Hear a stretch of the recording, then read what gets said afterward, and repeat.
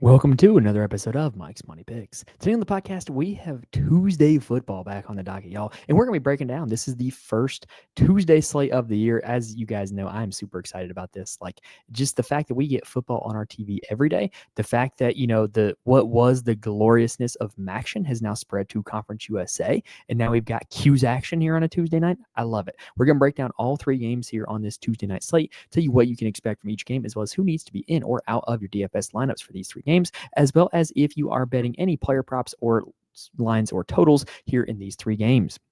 Now, before we continue, I do want to mention, make sure you're subscribed to the channel. That way you can be with us for the rest of our content all the rest of college football season. I'm talking these midweek slates. I am talking the main slates on Saturday, the night slates on Saturday. We're here for all of it. So if you're subscribed, you will be able to know when those new episodes drop. And you'll also know when we go live, because we do have a live show that is coming up probably this Friday night. So mark your calendars. We're going to be going live, but if you're subscribed, you'll know when we do it. All right, let's go ahead and dive in now with the Tuesday night slate. All right, so game number one is New Mexico State heading over to Virginia to take on the Liberty Flames. This one's, I don't know, to me, it's not my favorite of these three games. Liberty is a 10.5-point favorite with a game total 46.5 points, which is the lowest on the night by 10 points, meaning the implied total is about 28-18 in favor of Liberty. Big reason why this total is so low is that both teams are kind of playing into the other strengths here on this one. New Mexico State is a team that has a very low rush rate, and Liberty's been a pretty good pass defense so far. Liberty's also a team that likes to run it a ton. New Mexico State's run defense is not too shabby, and the general tempo of this game is not going to be super, super high, but 46.5 does feel like a low total. I think if I were to bet this either way, I don't trust Liberty at all. I'd probably bet over 46.5, but I don't know. This might be an avoid for me. Anyway, on the New Mexico side, they've got Logan Fife at quarterback. He's good, not great. Like, he's going to get a ton of passing attempts. Like, every game this season, he's passed the ball 26 or more times. The only time he didn't hit 33 was in a blowout win over Sam Houston. Gets the 250 more often than he doesn't, but he provides zero rushing upside, and this team's not scoring a lot of touchdowns. You know, if you're ranking the six quarterbacks here on this slate, he would probably be number 6 for me. But I say this all the time, DFS is a game where sometimes a bad play becomes a good play. Like, if nobody plays Logan Fife and he goes off, crazy things happen on these Tuesday night slates. If he goes off, he could end up winning a lot of money. But I'm not really seeing it. And oh, by the way, with these Tuesday and Wednesday night slates, y'all, injury reporting is going to be really bad. These are usually bad football teams, so crazy things are going to happen. Don't bet what you can't afford to lose. Don't play in DFS what you can't afford to lose. If you have any problem gambling, call 1-800-GAMBLER. Like, this is the greasy stuff. This is the stuff where it's not safe. It's not easy. Like, it's just not. There's going to be crazy stuff happen, and we're going to see it every week. Now, at running back for New Mexico State, this is probably the worst running back room on the slate. They do have Kadarius Callaway, who's seen the ball 47 times so far this season. His biggest game was against Sam Houston, who was just an utterly terrible defense. He also got involved in the passing game that night, 5 for 44. Is that a sign of things to come? I mean, maybe. He's definitely in play at 4,100. He is like the back you want. Dijon Stanley, great name. Only 20 carries on the season. And then Isaiah Rudison, only 12. So, like, you're seeing Callaway be the workhorse back, but they just don't have a super high rush rate. They're not really running with him a whole lot. At the wide receiver position, here's a big variable. So, TK King was injured to start the season and did not play the first 4 or so games. Came in against Sam Houston, led the team in receptions with 6, led the team in yards with 132. This is not nothing. I think this is a sign of things to come. I think if he were healthier, he would probably be the number 1 wide receiver on this team. So he's the guy I want. And if there's any more evidence as to why you might want to roster him, he had 3 rushing attempts in that game. Granted, they didn't go anywhere, but it means that they are making a concerted effort to get this man the football. And at $4,100, I will take that any day of the week. Now, the 2 most targeted receivers on the season are Donovan Falpo and PJ Johnson, but both of them were almost out of the game plan entirely because King was in it on last Thursday night. So I don't know. I think King is the guy I want. If you think King is a flash in the pan, they are pretty condensed with Falpo and Johnson. They use the tight end Gavin Harris a little bit, but I think that TK King is really the guy that I want from this receiving room. Now, on the Liberty side, this is a tough team to kind of handicap because they're like this pseudo option offense, but yet they also still throw it quite a bit.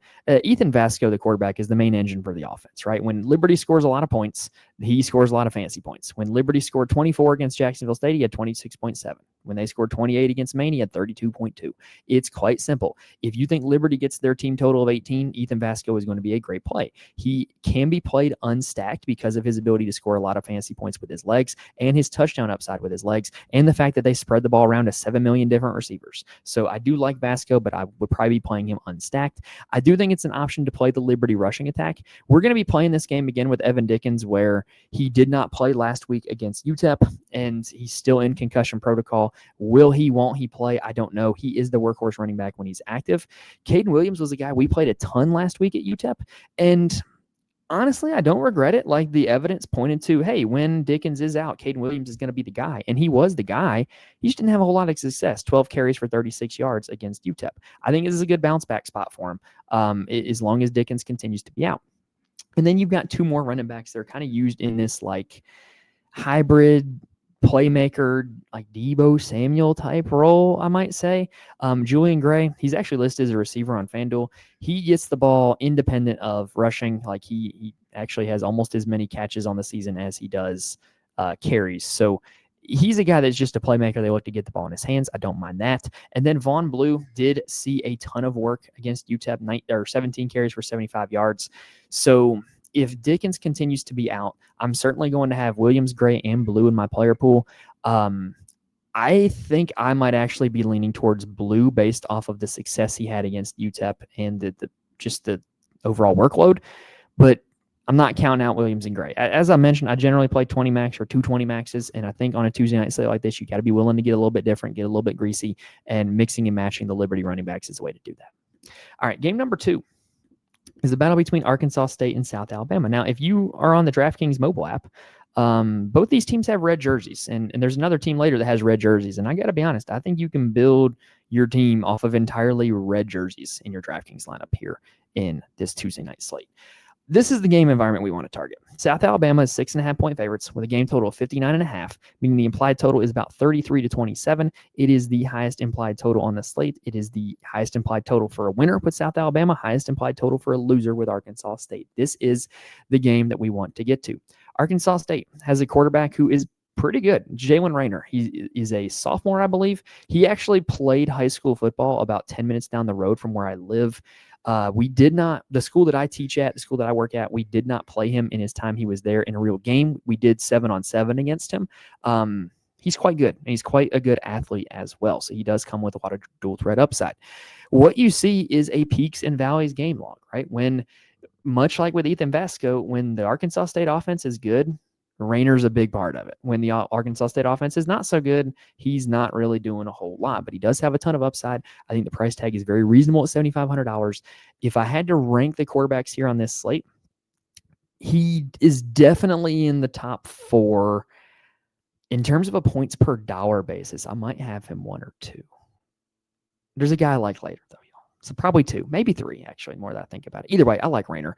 I also really like this Arkansas State offense. What we really like to see out of this offense is it's super condensed. They really only run one running back. They really only throw to 2 wide receivers, which is just like music to our ears on this slate where craziness can happen, right?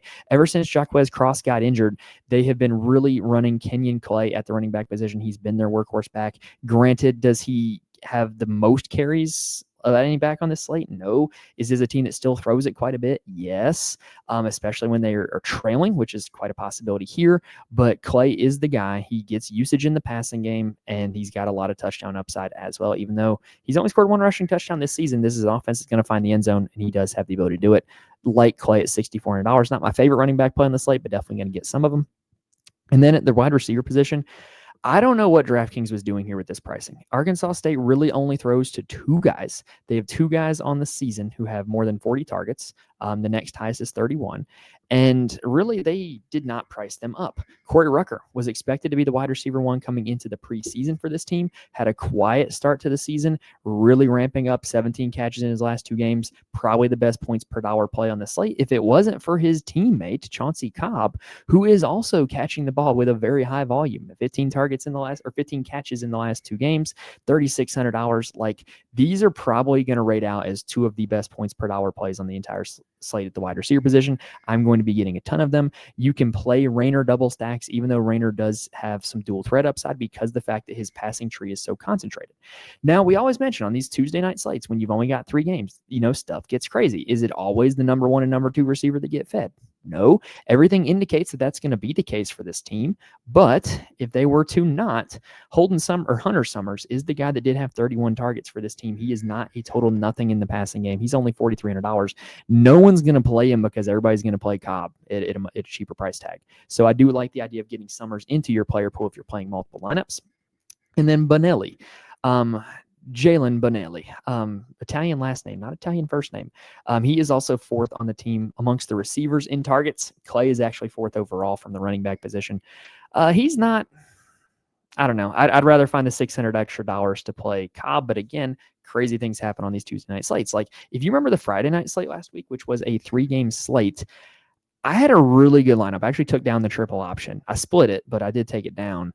And it was big reason why is because I played Koger, the receiver from South Florida. I just picked a 3K receiver that had a chance at some upside, and it hit, and that won me all the money because the rest of the plays were all super obvious, right? Damon Williams, Byron Brown, didn't take a rocket scientist to figure those 2 out. So taking chances on these receivers, I'm not saying it's going to hit every single time, but especially on this 3-game slate, you get a 3K guy that scores a touchdown or 2 touchdowns, you're going to be sitting pretty by the end of the night. Now, for the South Alabama side, Bishop Davenport is a pretty solid option. Now, I think he's objectively a little bit overpriced, but I love what I'm looking at with this game log. This is a team that is consistently scoring a lot of points, and it's consistently going through Davenport, and he does have dual threat upside. So he's checking off all the boxes. I just wish he wasn't $8,400. It makes me think that Rayner is probably a better points per dollar play, but Davenport with the implied total of 33, with his usage in both the run and pass game, he's in a great spot, even at that inflated price tag of $8,400. At the running back position, this is what we like, y'all. This is what we like. Kentrell Bullock, workhorse running back, 108 carries on the season. That's so he's played 6 games. Let me do the quick math in my head. That is about 18 carries per game. It's the best on the slate. He also is a slate best in terms of games over 16 DraftKings points from the running back position. He's got 4 of them. He's probably the best running back play on the slate. And like I said, like, this is the game you want to target, and the way DraftKings has done the pricing really sets up for playing these guys. Now, the backup, PJ Martin, is not a total nothing. He does have 50 carries on the season. In my opinion, he would mainly be just a leverage play over Bullock if you hope that Bullock gets hurt, which we never wish on anybody, or Bullock just doesn't find the end zone and ends up being Martin. I mean, that would be the usage of him, in my opinion. The wide receiver position, this is another team that has a super condensed target tree. This is what we love to see. They only have 2 guys on the season who have north of let me double check, make sure I'm doing my math right here. They only have 2 guys on the season who have more than 10 targets from the wide receiver spot. And they are Devin Voisin. I think I'm saying that correctly. I don't know. I need to watch this game with the sound on tomorrow. He's super consistent. He, like the 2 Arkansas State guys, is up there for the potential for best point per dollar play at the wide receiver position on the slate. Just consistently targeted, at least 4 catches in every single game, 4 touchdowns on the season. 4 games over, hold on, let me do the math here. 5 games over 14 DraftKings points at a salary of $4,400. That's what we'd like to see. Great play here. And then we've got the other wide receiver, Anthony Eager. He is 2nd on the team in targets with 33 so far in the season. So it's still a pretty big gap from Voisin, who had 51. $4,300, though, this is the only other guy this team throws to. Every other guy down here is not super targeted. You're just hoping to get like a random big catch or a random touchdown. And so I don't see why you wouldn't want to find the salary to just play Voisin or Eager, in my opinion. All right, we are 2 games in, 1 to go. Let's take a quick breather, and then we'll be right back. Now, before we continue, I do want to mention there are places where you can get more from me. First off, you can follow me on Twitter at Mike's Money Picks. It's where I tweet out all updates for the show, as well as I'm more than happy to answer any lineup questions you have if you reach out to me on Twitter. I'm also in the Fantasy Corner Discord, which is a great place with a bunch of really good, really smart people who play DFS for a lot of different sports. If you want a community of people to talk DFS with, talk lineup, strategy, plays, and then as well as help out with injury news and the like, it's a great place to go. Cannot recommend it enough if you're somebody that just wants to talk DFS or just sweat it out together. Now, also, If you want to know who makes my college football DFS lineups, head on over to the Patreon, patreon.com/Mike's Money Picks. Every single college football slate, I post my core plays as well as an article why they're my core plays. So if you're interested in that, head on over to the Patreon. Now, let's take a look at the last game. It is Florida International, aka Pitbull U, taking on Western Kentucky. Western Kentucky is 7.5-point favorites with a game total of 57.5 points, meaning the implied total is about 32 to 25 in favor of the Hilltoppers. Now, interestingly enough, excuse me, y'all. I'm tired. I've had a long day today. I actually coached 2 flag football games before hopping on here. So, and if you're wondering why this is coming out so late at night, that's why. This is an interesting one because I don't think either of these two teams play a lick of defense. I think this is going to be a high-scoring game. What's also interesting about this one is like these two teams, when you look at it, they kind of should be the Classic Conference USA. When I was at Charlotte, I mentioned this in the past before. When I was at Charlotte, I had a job working in video for the team. We were in Conference USA at the time. These were two of the teams that were in there with us. Pretty much the American Athletic has become new Conference USA. And so like the conference or the teams that are still in Conference USA, like I feel like these two teams should be a step above the rest of the teams that came in later, but they haven't really done that in the last few years. For FIU, they've got Keon Jenkins at quarterback. He's okay. $7,300 I think is a little expensive for him. I think objectively he's probably quarterback 5 on this slate. I would rate him ahead of Logan Fife because I do think he has some upside, especially with his legs. But the game log is not pretty. You know, he hasn't scored above 21 DraftKings points all season, which does not inspire a lot of confidence for rostering him here. But this is a bad Western Kentucky defense in a game environment that should take off. I'm absolutely here for Keon Jenkins in game stacks or maybe even like a little skinny stack. Now, the running back position, they do have a good workhorse running back. It is Kajan Owens. He has 75 rushing attempts on the season, which is an average of 15 per game, which is second to only Kentrell Bullock here on this slate. I like him a lot. I think he's a good running back play. Like I said, I don't think this Western Kentucky defense is very good. We've seen Owens have a big upside game when he played FAU earlier this season. Gets usage in the passing game. I'm here for it. Now, the wide receiver position is a tough one to pin down for Florida International or FIU. They really spread the ball around, which is really annoying for DFS. Like most of these teams are very condensed in their passing trees, not FIU, which is really annoying. Alex Perry is their number 1 receiver, 29 targets on the season. It's the lowest for a wide receiver 1 on this slate, but he's only $4,200. And so if you think that they do end up feeding their best receiver, which I do think he is, $4,200 is not an unreasonable price tag. After that, you do have Kyle McNeil, who's second in targets with 19. McGuire Anderson, third on the team with 14, but that's exactly how DraftKings set up the pricing.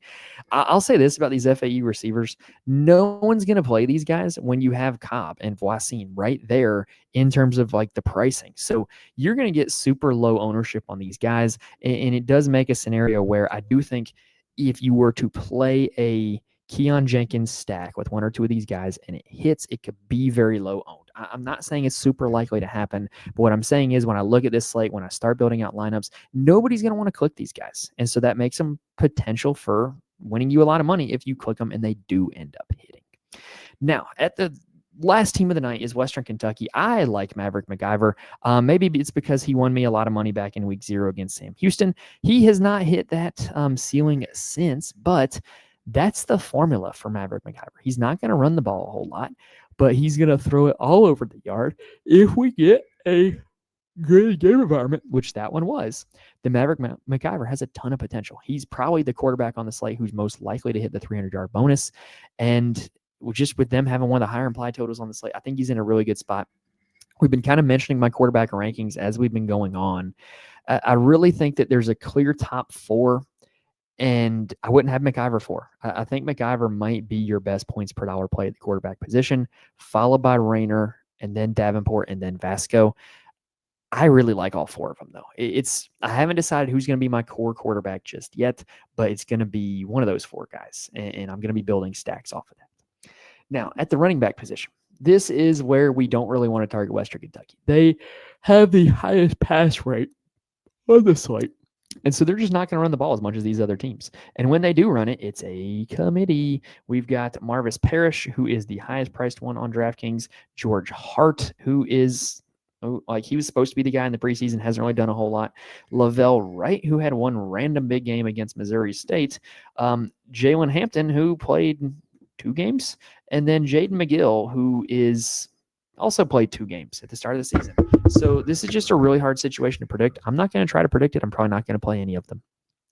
At the wide receiver position, this is another team with spread out targets. However, the good news is that their pass rate is so high that they are able to spread targets out and still have viable pass catchers from a DFS perspective. I hope that made sense. There's just more to go around. And so even if the slices of the pie are smaller, it's a bigger pie, right?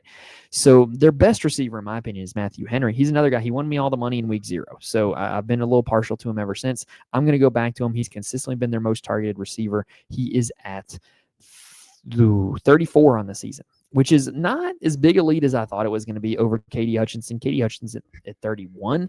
Katie Hutchinson, a lower ADOT guy, definitely a design touch guy, though. They're going to get the ball in his hands in screens, jet sweeps, and the like. So he's going to have plenty of chances to score fantasy points, whereas Henry, they do kind of get him the ball more downfield. But I do like both of them. In a vacuum, I'd take Henry over Hutchinson, but I do think that Henry is also going to be more highly owned. Musa Berry is interesting.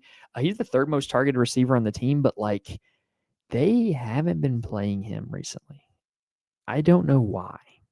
Is this like a benching? Is this a rotation thing? I don't know, but his snap shares are going down. His target shares are going down. I'm not really looking to experiment with that at $5,000. What I will experiment with is somebody like Cam Flowers, who he was a guy that we loved in week 0 because he was the star of the spring game for this team. But if you look at what Musa Berry's game log trending downward, Flowers is kind of trending upward. He's seeing more consistent usage. He's getting targeted downfield. I kind of think he's not in a bad spot. After that, there's not really anybody I'm super interested in. For the most part, it's just guys who did their work in garbage time or don't have super consistent roles. Noah Myers is a tight end who has been targeted, has a catch in every single game. I'm not super enthusiastic about it, but he's a guy that's going to be on the field.